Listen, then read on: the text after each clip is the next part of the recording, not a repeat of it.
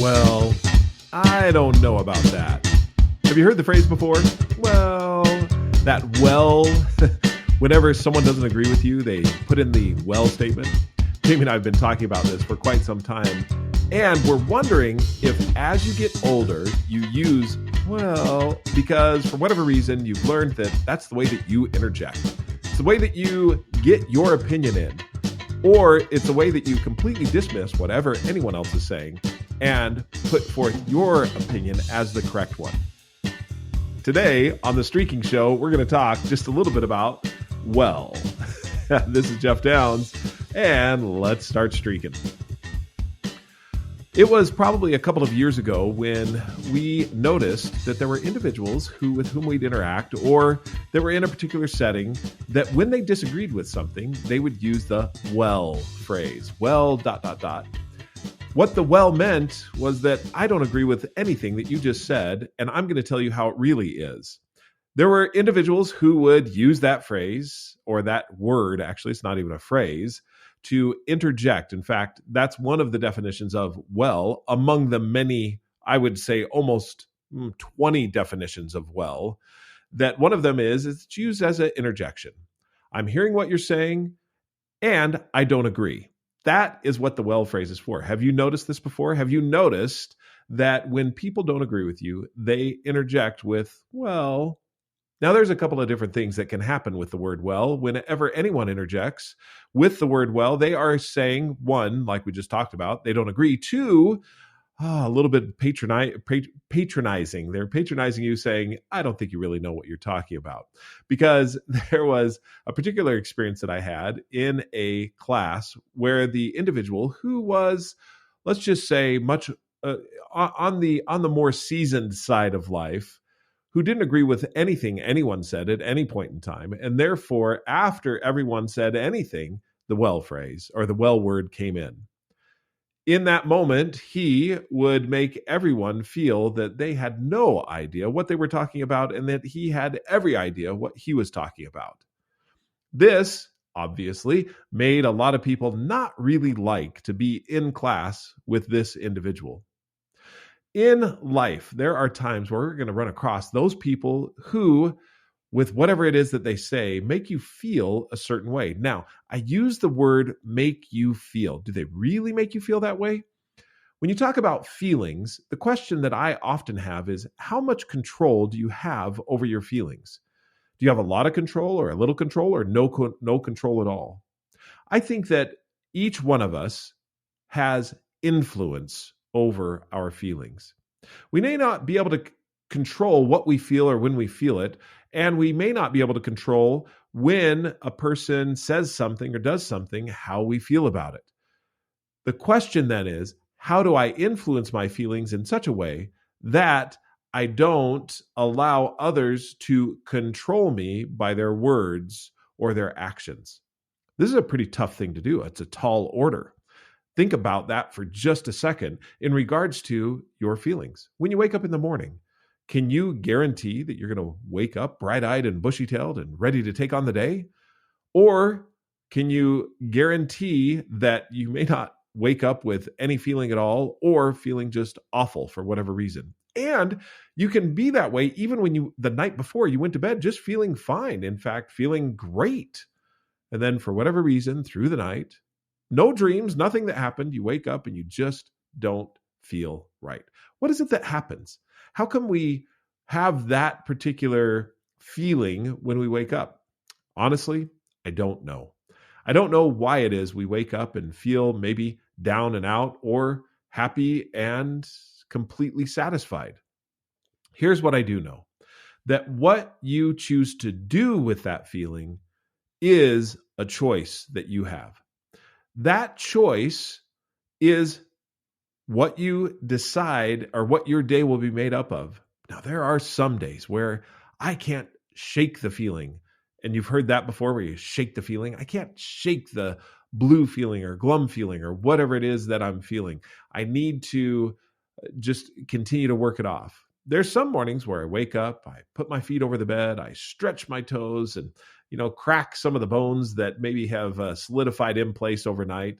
And I think to myself, I really don't feel like doing much of anything today.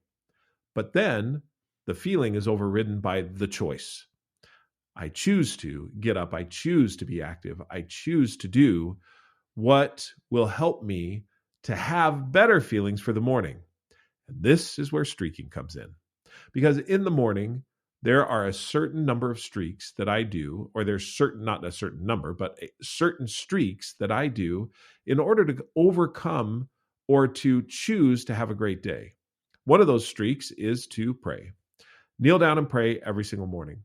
When I get right up out of bed, this is not a streak. I think to myself, "Ooh, I don't feel so great. However, I'm going to keep going."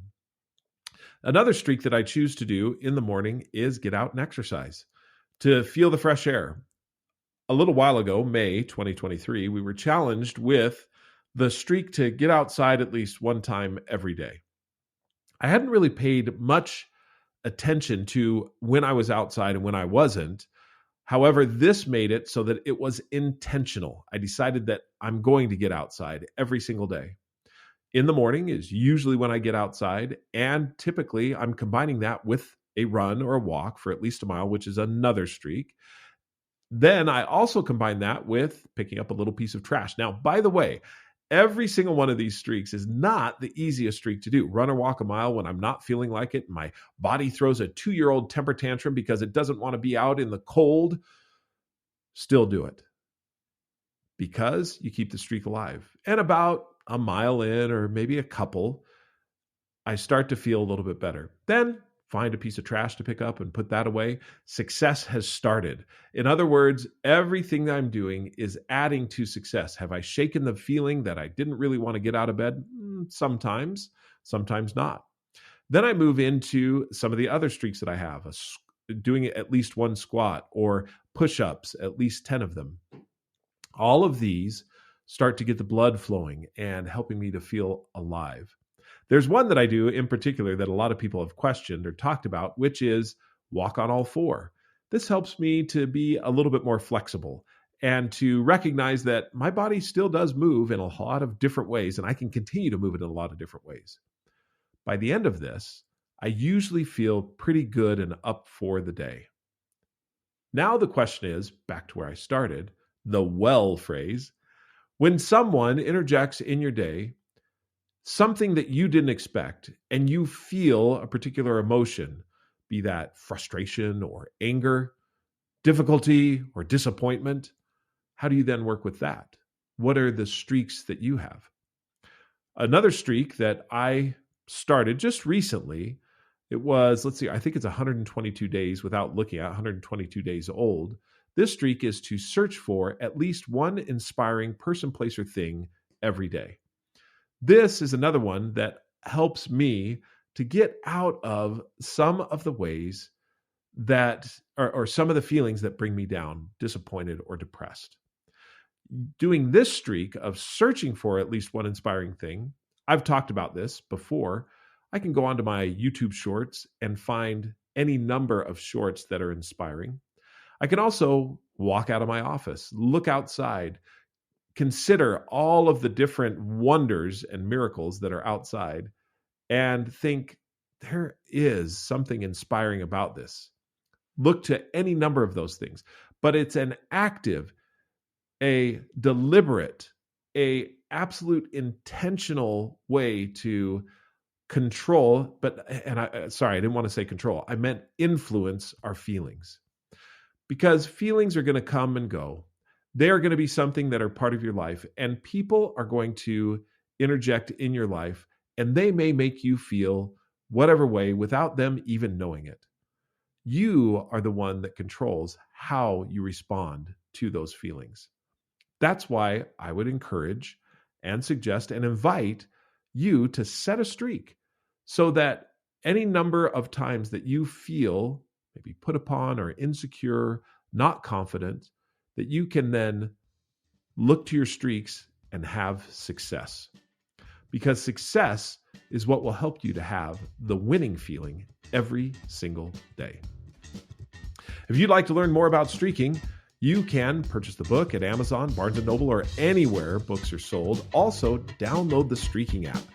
And it is full of inspirational stories of laughably small streaks that people are striving diligently to keep every single day.